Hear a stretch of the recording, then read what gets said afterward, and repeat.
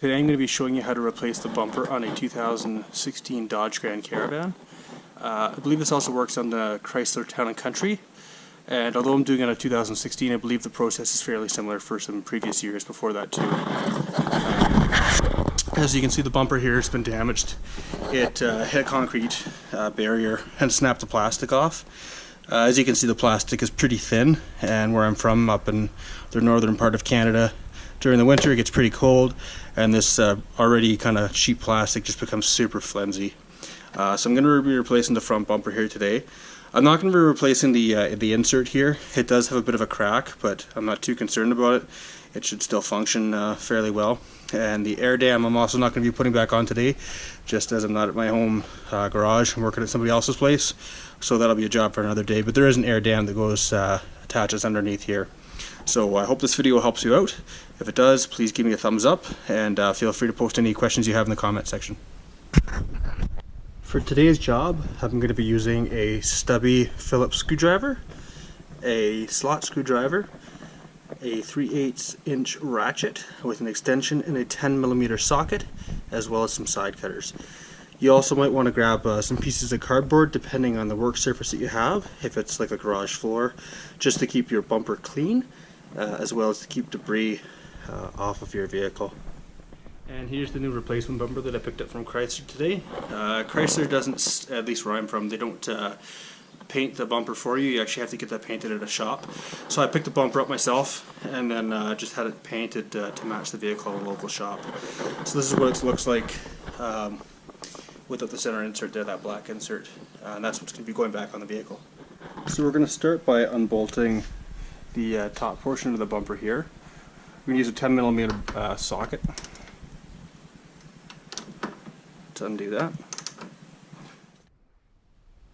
Next, we're going to move over to the other side here and do the other side's 10mm bolt. It's always a good idea to keep some kind of a container. I'm going to use this little Maxwell House container just to keep your screws and your bolts in, as if you lose them it can be a real pain in the rear end. Try to find a matching replacement depending on the stock that you have at your home or your shop. Next, you're going to move on to removing these little plastic rivets here.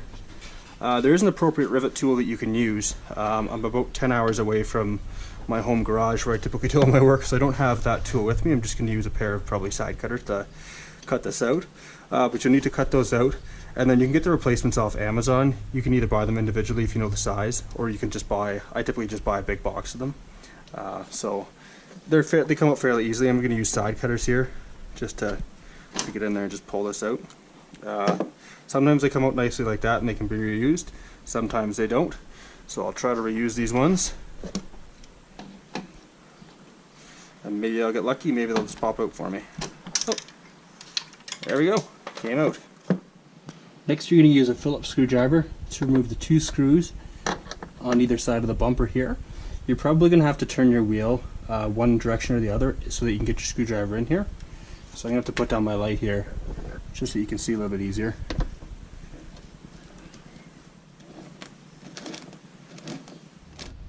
They're going to come around to the other side here and do the same thing.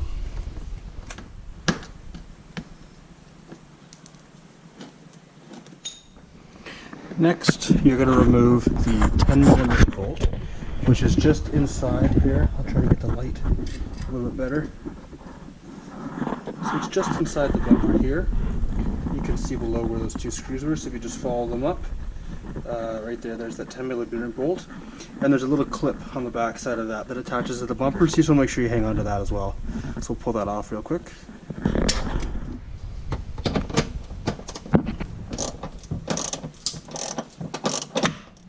Then you're going to go over and repeat the same step on this side.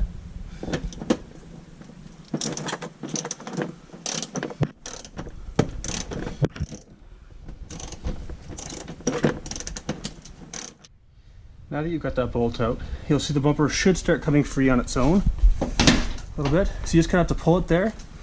There's a couple of tabs attached just on the inside there that have broken off now that I've pulled them, but you can see where they go into there.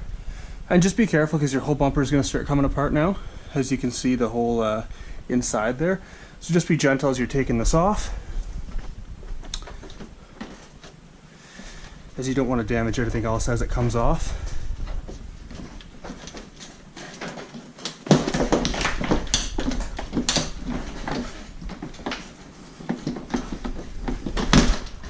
And you want to be as careful as you can not to snap any of these little tabs off as well that are here, because they're going to be connecting back to your new portion of the bumper. So as you can see, we now got that main portion off. Because I'm planning on keeping this bottom insert, this grill insert, as well as the lights for this RT level van, I'm going to just be trying to pry away these small pieces of the bumper which come through the insert and attach it in. Like I said before, I'm not at my own shop or garage, so I don't have the proper tools to do this. I'm just going to be using a slot head screwdriver. So you just have to be careful as the plastic can be brittle, and you don't want to break off this the black insert portion or cause any further damage as you work these little red tabs back through the bumper.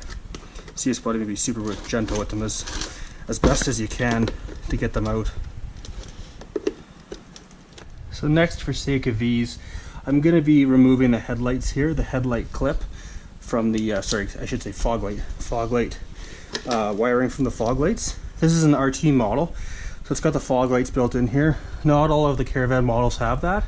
Some of this is just a blank grill insert. But because we're going to be removing this insert and reusing it, I don't want to do too much damage to the front of it. So I'm going to be removing these lights, removing the harnesses here from them. And all you got to do is just a little tab on the back here. You have to pinch that tab in and pull straight out, give it a little wiggle, and they should pop right out. So as you can see, we have the old bumper here and the new bumper in front of us. So you can see where the bottom of this insert is going to fit in, as well as this top insert. So we want to be as careful as we can. A lot of these have already broken free. These little plastic tabs we're going to want to remove to pull these inserts out.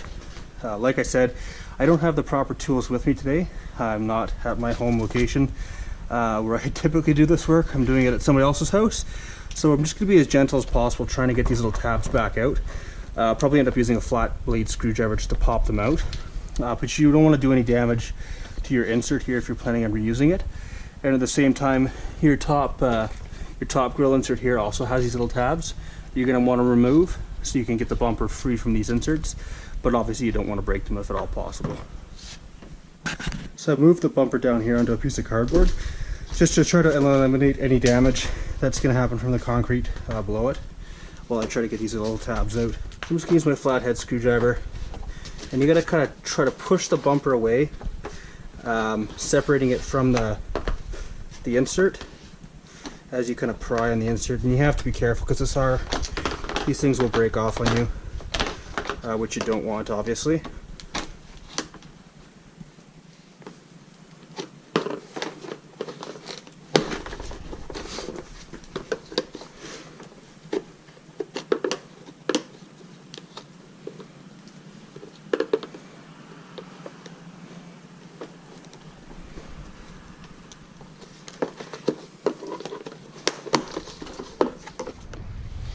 So there is a little bit of a trick to getting these out.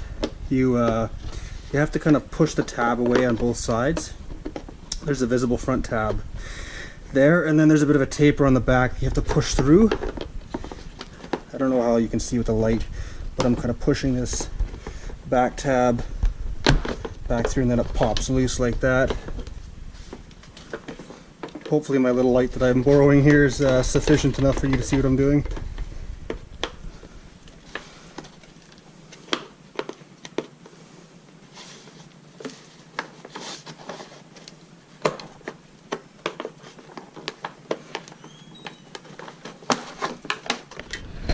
So now that I've got those tabs out, you can see that the black insert here just comes right out of the bottom, and this is what we're going to be using to install back into our new bumper. So now I'll have to do the top here. So for the top portion of this portion of the bumper insert, it's the same principle. The tabs are a little bit bigger, so you just want to be, again, just be careful when you're prying these out with your screwdriver or your plastic tool,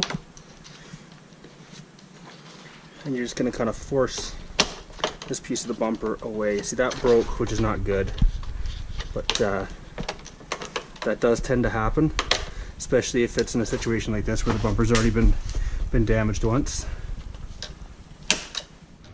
So now I've removed the upper portion of the grill insert here, which again we're going to be reusing. So we'll set this down on the cardboard here, and you can see what we had before is the previous portion of the bumper, which was damaged when it got hit. And then we have here the new pieces you can see undamaged, which we're going to be reinstalling.